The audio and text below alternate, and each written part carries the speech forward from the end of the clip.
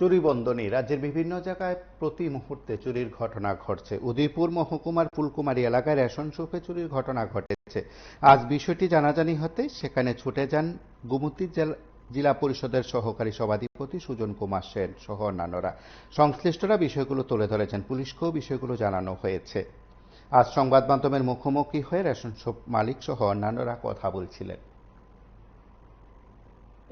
আমি অন্য দিনে যখন রেশন শপ বন্ধ করে টাইম টেবিল বন্ধ করে বাড়িতে চলে যাই, যাওয়ার ঘুমিয়ে মানে রাত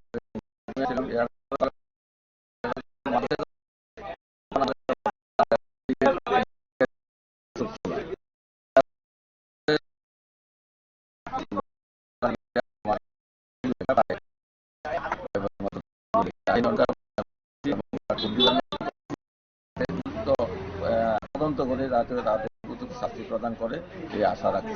আপনার এই রেশন শপের কত নম্বর? ফুলকুমারের 3 নম্বর। যারা কি নাম? দুর্গাবাড়ি বন্ধুয়ার। আপনার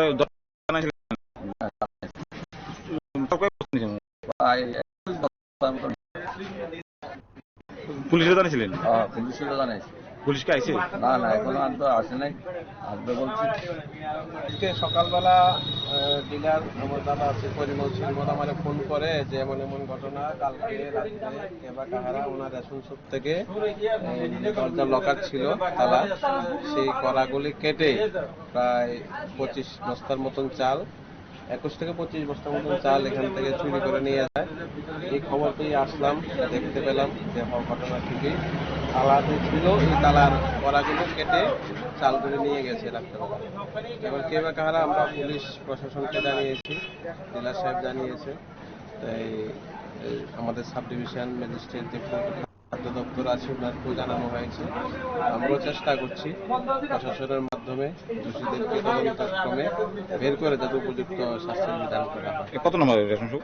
এটা হচ্ছে ফুলকুমারী 3 নম্বর রেশন শপ। আপনারা শুনলেন সংশ্লিষ্টদের বক্তব্য। এখন এটাই দেখার পুলিশের তরফে পরবর্তী ধাপে কি পদক্ষেপ গ্রহণ করা হয়।